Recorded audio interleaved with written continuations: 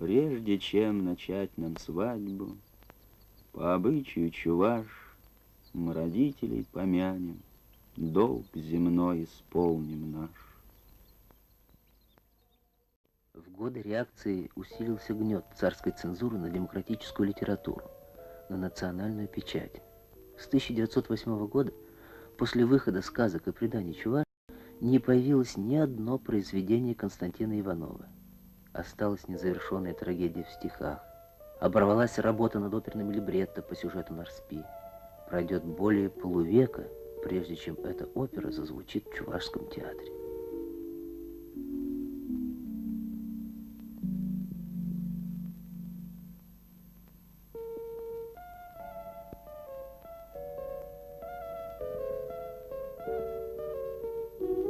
Богатырский дух был у этого человека, сказал об Иване Яковлеве Владимир Ильич Ленин, высоко оценив деятельность выдающегося просветителя. Симбирская учительская школа, созданная Яковлевым, стала центром возрождения чувашской культуры. Эй, родные, поднимайтесь, посмотрите по углам. Надо плуг наладить к пашне, починить телегу вам. Время выехать и в поле, ну-ка, братец, запрягай.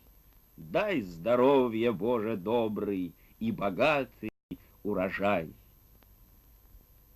Из Симбирска же в народ книг родных поток идет.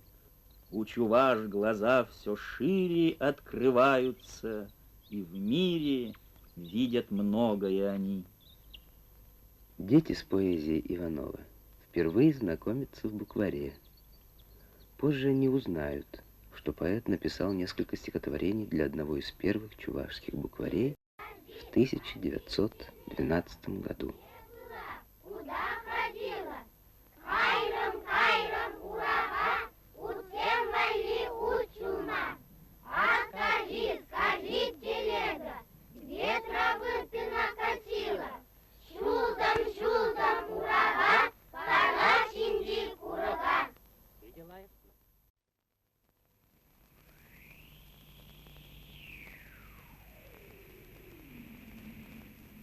Наступила всем на радость благодатная весна.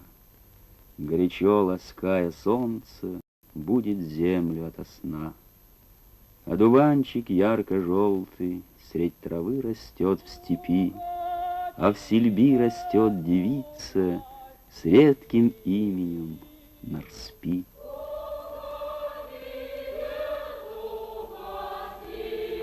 Дни, когда пиры справляют, пьют, едят и угощают, песни на устах у всех, и звучит сквозь слезы смех.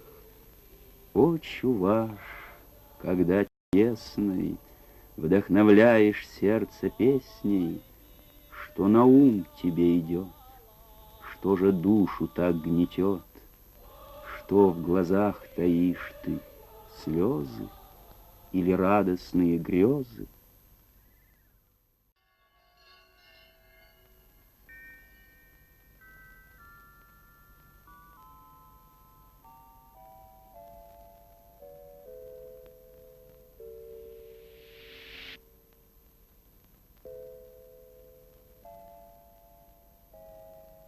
Удивительно широк круг интересов Иванова. Этнограф, историк, поэт.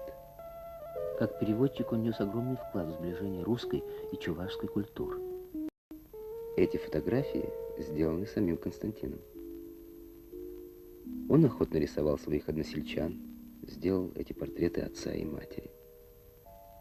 Отец Константина, грамотный крестьянин, не жалел сил и средств, чтобы дать образование 2 сыновьям и 3 дочерям. Сохранились воспоминания матери. Константин уже в детстве отличался большой серьезностью и вдумчивостью. Когда я занималась по хозяйству, он устраивался у моих ног и лепил из глины разные фигурки. За несколько месяцев до своей смерти он начал лепить мой портрет, но не успел.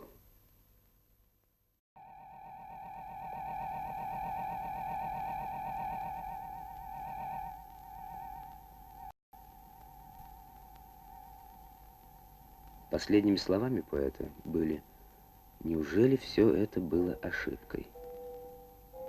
Что могли значить эти слова? Сожаление о том, что многое не было свершено? Или воспоминания о надеждах, оказавшихся тщетными? Разве все это могло быть ошибкой? Твое сомнение — это наша боль.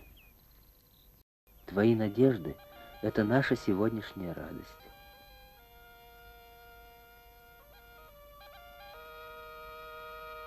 Словами древнего гимна, нашего Алран-Кайми, мы обращаемся к тебе, Костянтин, как к живому. Твои стихи будут звучать, пока жив будет наш народ.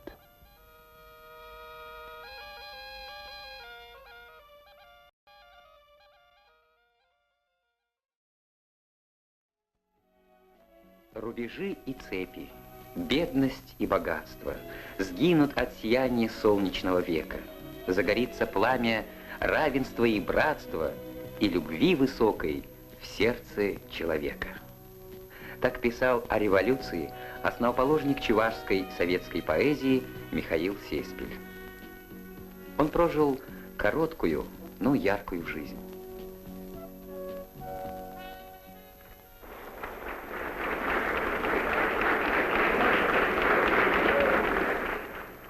На торжествах, посвященных 80-летию со дня рождения поэта, выступавшие говорили о том, что Михаил Сеспель не только высоко поднял традиции, предшествующей чувашской литературы, но внес в нее много нового, определившего ее дальнейшее идейно-художественное развитие.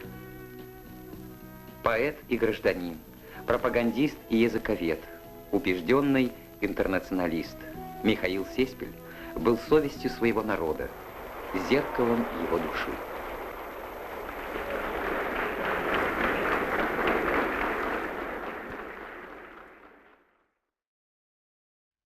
Валерий Николаевич, почему из множества пьес вы остановили свой выбор на Ухсаевском Тудемере? Истинно народный, лирический талант Ухсая в трагедии Тудимер раскрылся необычайно сильным драматизмом, страстностью, яркими личностями, характерами, очень с глубокой философией. События пьесы охватывает участие чувашей в Пугачевском восстании. По жанру это трагедия. Это трагедия личности, непонятого народом. Это трагедия предательства, который приводит человека к нравственному разложению. Это трагедия народа, непокоренного духом, но раздавленного, кованным сапогом царского самодержавия. Все творчество Якова Ухсая истинно народное. Премьера прошла успешно. Спектакль дошел до сердца зрителей. И в этом немалая заслуга драматурга Якова Гавриловича Ухсая, крупнейшего современного чувашского поэта. Яков Гаврилович, в вашей поэзии ярко выражены приметы устного народного творчества. Это случайность или закономерность? Как сказать? Я вот мать своей матери, и вот земли матери отказываться не могу. И поэтому тема земли, тема матери остается для меня, вообще для людей, разума вечной темой.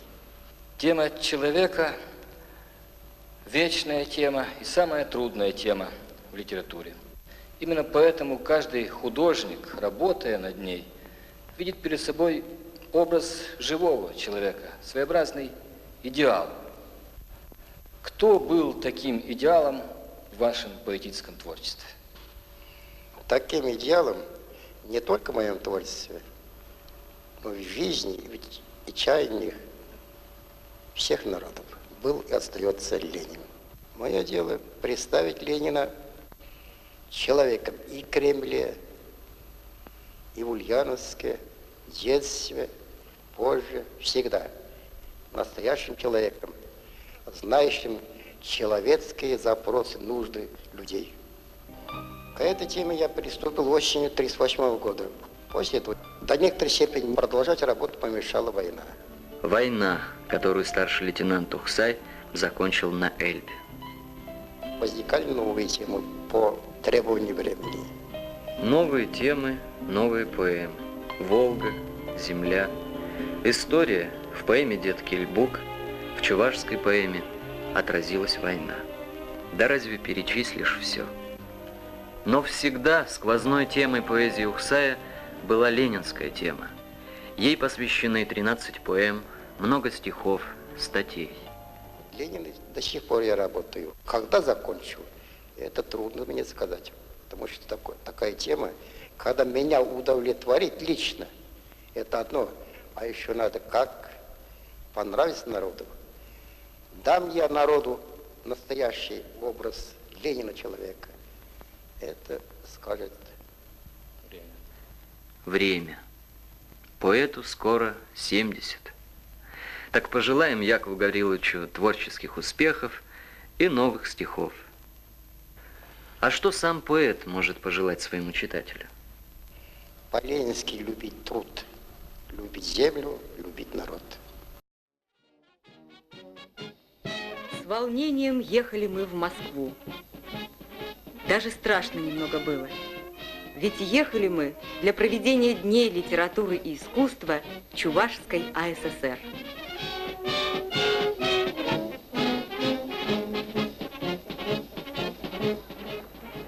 Мы вглядывались в лица прохожих. Они спешили по своим делам. У Москвы много забот. А мы гадали, кто из них придет навстречу с нами в концертные залы, на выставки. Ведь Дни литературы и искусства – это и творческий отчет, и ответственный экзамен. В Центральном доме литераторов нас приветствовали известные московские писатели. Раиса Сарби читает свои стихи о любви. Санагурзан, сив жумыр юшкетни, хивелле жумыр евер дуйнать. Перкудянса да андылса кетни, кушать хавасла, шуда туйма. Санагурзан, чупса житсе жасрах, как ружине айван буша хурза, дерес кулас киет первохотрах, виес киет.